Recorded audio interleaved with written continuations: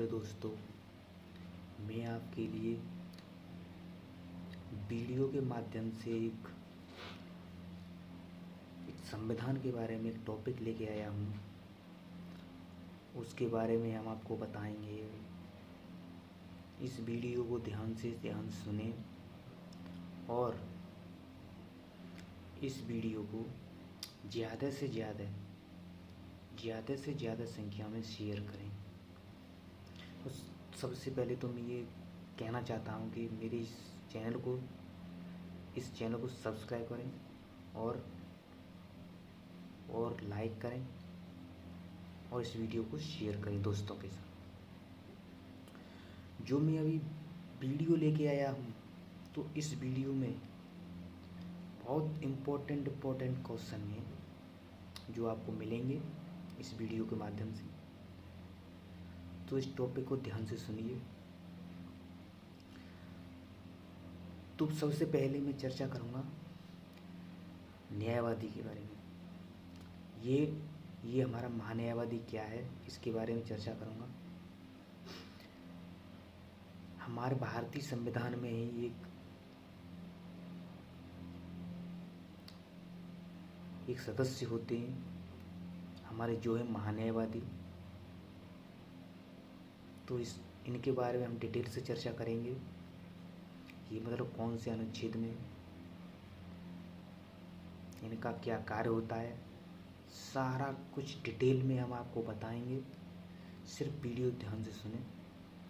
तो हम सबसे पहले बताते हैं कि ये महान्यायवादी अनुच्छेद 76 में इसका वर्णन किया गया है।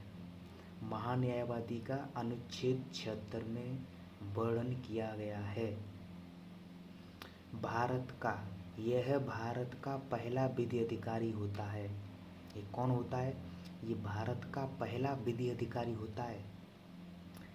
यह क्या संसद का सदस्य नहीं होता है।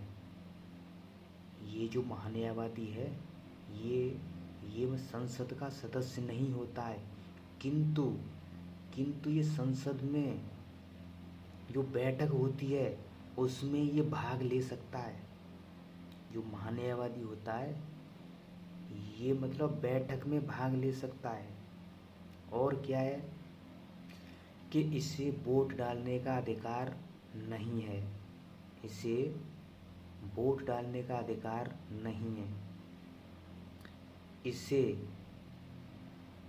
इसे मतलब सरकार एक वकील कहा जाता है। महान्यायवादी को एक मतलब सरकार का वकील कहा जाता है।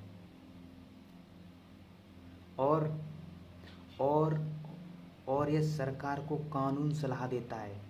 यह क्या देता है? सरकार को सलाह देता है, कानूनी सलाह देता है कि ये कार्य ऐसे होना है, ये ऐसे होना है।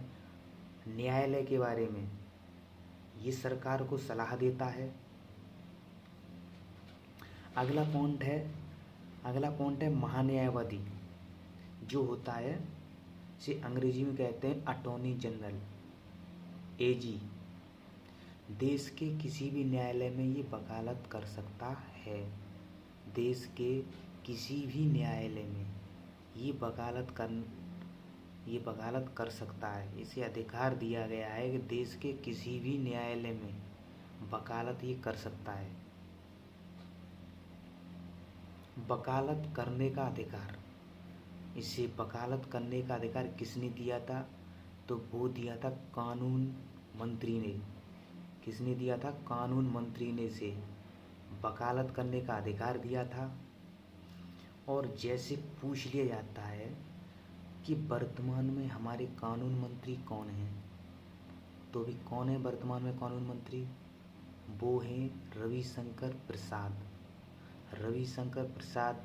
ये अभी वर्तमान में हमारे कानून मंत्री हैं। महान्यायवादी को वेतन नहीं दिया जाता है। महान्यायवादी होता है, इसे वेतन नहीं दिया जाता है और इसे आरटीआई के दायरे में नहीं रखा गया है। वेतन नहीं दिया जाता है। इसे एक भत्ते के रूप में जो मतलब भत्ता होता है वो इनको दिए जाते हैं, जो इन्हें आरटीआई के दायरे में नहीं रखा गया है। ये तो रही बात महान्यायवादी के बारे में, जो हमने अभी चर्चा की, वो रही महान्यायवादी के बारे में।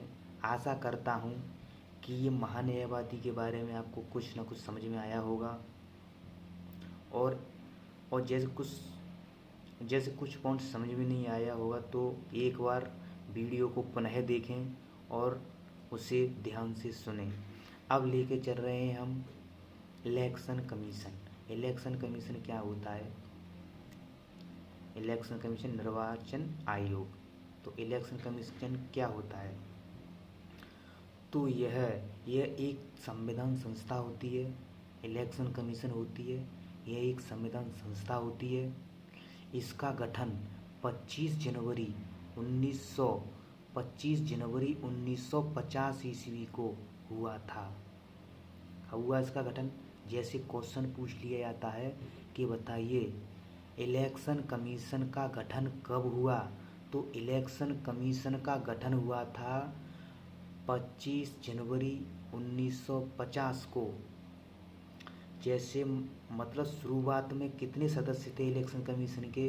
तो इलेक्शन कमीशन के शुरुआत में एक सदस्य था। अभी वर्तमान में इनके 3 सदस्य हैं। और जैसे निर्वाचन आयोग का सदस्य बनने की योग्यता क्या होती है? तो इसकी योग्यता होती है एक आईएएस ही निर्वाचन आयुक्त बन सकता है। अभी वर्तमान में बताएंगे। अभी कौन है निर्वाचन आयुक्त? तो वो हैं अचल कुमार सिंह हैं। ये हैं हमारे वर्तमान के निर्वाचन आयुक्त। और जैसे बताएं मुख्य चुनाव आयुक्त। तो ये मुख्य चुनाव आयुक्त का कार्यकाल कितना होता है? तो इनका कार्यकाल होता है 6 वर्ष या 65 वर्ष आयु पूरी कर चुका हो, ये इनका कार्यकाल होता है। अगला पॉइंट है मुख्य चुनाव आयुक्त को महाभियोग जैसी प्रक्रिया से हटाया जाता है। अगर इसे हटाना हो तो महाभियोग की प्रक्रिया जैसे राष्ट्रपति को महाभियोग की प्रक्रिया से हटाया जाता है, वैसे ही उसी प्रक्रिया से ये जो मुख्य चुनाव आयुक्त होता है इसे महाभियोग जैसी प्रक्रिया से हटाया जा सकता है। अब इनके जो कार्य क्या हैं? इलेक्शन कमीशन या कहें निर्वाचन आयोग, तो इनके कार्य क्या हैं? वो इनके कार्य हैं मतगणना करना इनका कार्य है। आचार संहिता लगाना इनका कार्य है। मतदाता सूची तैयार करना इनका कार्य है।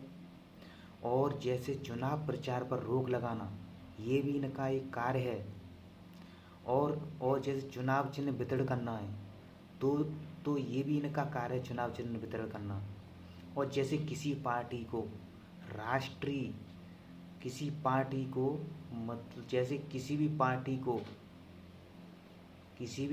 मतलब राष्ट्रीय दर्जा देना है तो ये भी इनका कार्य होता है। जैसे समाजवादी पार्टी है तो राष्ट्रीय पार्टी है, बीजेपी है ये भी राष्ट्रीय पार्टी है। तो इनका जो राष्ट्रीय दर्जा होता है वो दिया जाता है, इनका ही काम होता है ये। और जैसे पहचान पत्र जारी करेंगे ये इनका ही कार्य है, पहचान पत्र जारी करना। अब लेके चल रहे हैं हम मौलिक अधिकार के बारे में कुछ चर्चा करते हैं। इसके ऊपर हमारे मौलिक अधिकार क्या होते हैं, फंडामेंटल राइट क्या होते हैं, ये मतलब कौन से अनुच्छेद में, सारे डिटेल में बताएंगे हमको। आपको बताएंगे कि ये मतलब कौन से अनुच्छेद में है, पूरे डिटेल में हम आपको चर्चा बताएंगे। तो जैसे ये अनुच्छेद 12 से 35 तक इनका वर्णन किया गया है। 12 से 35 तक मौलिक अधिकारों का वर्णन किया गया है और इसे भाग 3 में रखा गया है। कितने भाग में रखा गया है? भाग 3 में रखा गया है। जैसे पूछ लिया जाता है मौलिक अधिकारों को किस भाग में रखा गया है, तो मौलिक अधिकारों को भाग 3 में रखा गया है। इसमें कितने अनुच्छेद होते हैं? तो इसमें 12 से 35 तक अनुच्छेद होते हैं। इनकी संख्या कितनी होती है? तो इनकी संख्या होती है 7। लेकिन अभी एक मौलिक अधिकार हटा दिया गया है। अभी वर्तमान में 6 मौलिक अधिकार हैं। एक मौलिक अधिकार कौन सा है? वो हटा दिया गया है, वो है संपत्ति का अधिकार।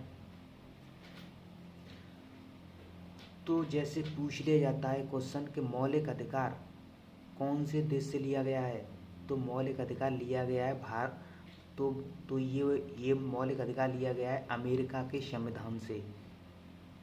कौन से देश से लिया गया है? अमेरिका के संविधान से ये मौलिक अधिकार लिया गया है। 1215 ईस्वी या 1215 ईस्वी में इंग्लैंड के सम्राट जेम्स भट्ट एक मैग्ना कार्टा लेके आए। मैग्ना कार्टा होता है घोषणा पत्र। भारत में इसे हम घोषणा पत्र कहते हैं, इसे इंग्लैंड में कहा जाता है मैग्ना कार्टा। तो इंग्लैंड का जेम्स भट्ट था, वो एक मैग्ना कार्टा लेके आया था 1215 ईस्वी में।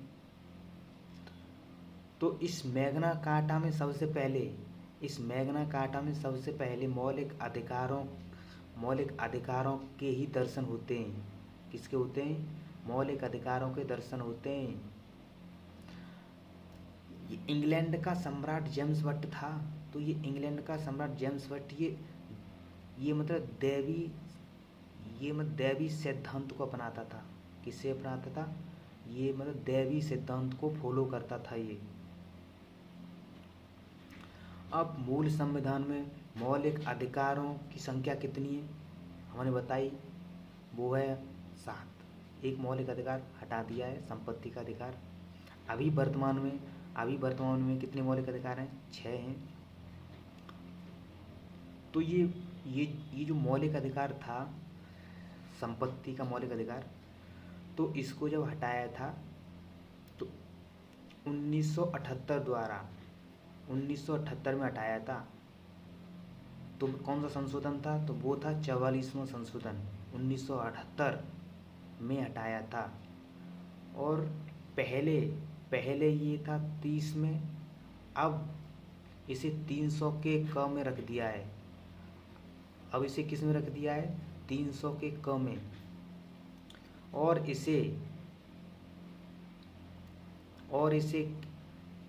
इसे कानूनी अधिकार बना दिया है। ये संपत्ति का अधिकार है, इसे वर्तमान में कानूनी अधिकार कहते हैं। शेष मौलिक अधिकार 6 हैं। वो कौन कौन से हैं? तो जैसे नंबर 1 होता है हमारा समानता का अधिकार। कौन सा होता है? समानता का अधिकार, राइट टू इक्वलिटी।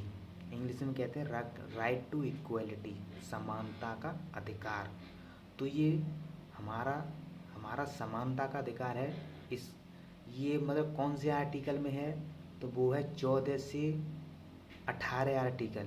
कौन से में? 14 से 18 आर्टिकल में इनका वर्णन किया गया है, हमारा समानता का अधिकार। नंबर 2 है भाषण एवं अभिव्यक्ति की स्वतंत्रता। किसकी? भाषण एवं अभिव्यक्ति की स्वतंत्रता। तो ये 19 से 22 तक वर्णन किया गया है। अनुच्छेद 19 से 22 तक इनका वर्णन किया गया है, भाषा एवं अभिव्यक्ति की स्वतंत्रता। अगला कौन सा है? तो अगला है हमारा शोषण के विरुद्ध अधिकार। कौन सा है? शोषण के विरुद्ध अधिकार। तो ये कौन से अनुच्छेद में आता है? तो ये अनुच्छेद में आता है, ये आता है 23 से 24 तक अनुच्छेद में आता है।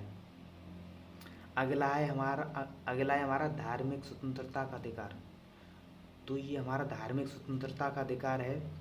तो ये अनुच्छेद 25 से 28 तक इसका वर्णन किया गया है। जैसे क्वेश्चन पूछ लिया जाता है, बताइए कि धार्मिक स्वतंत्रता का अधिकार कौन से अनुच्छेद में है, तो वो है 25 से 28, आर्टिकल 25 से 28 तक इनका वर्णन किया गया है। अगला हमारा अधिकार कौन सा, वो है सांस्कृतिक का अधिकार।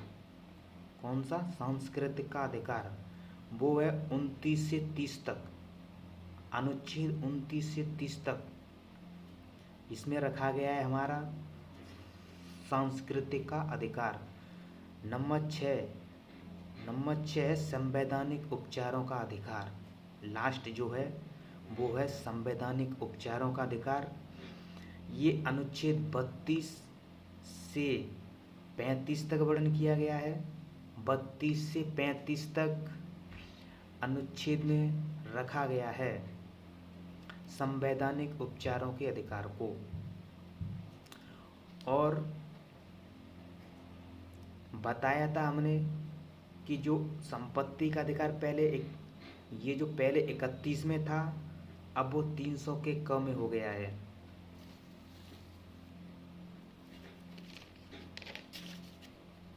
ये रही हमारी, ये टॉपिक लेके आए थे हम, तो इसके बारे में हम चर्चा की। मैं आशा करता हूँ कि आपको कुछ इस वीडियो से कुछ आपको मिला होगा, आपको समझ में आया होगा। और इस वीडियो को ध्यान से सुनें और इस वीडियो को अपने दोस्तों के साथ शेयर करें। मैं आपसे कृपा कर रहा हूँ कि मेरे इस चैनल को सब्सक्राइब करें और वीडियो को शेयर करें। अगर मेरी इस वीडियो को अच्छी लगी हो तो प्लीज़ सब्सक्राइब करें इस चैनल को और इस वीडियो को शेयर करें। थैंक यू, धन्यवाद।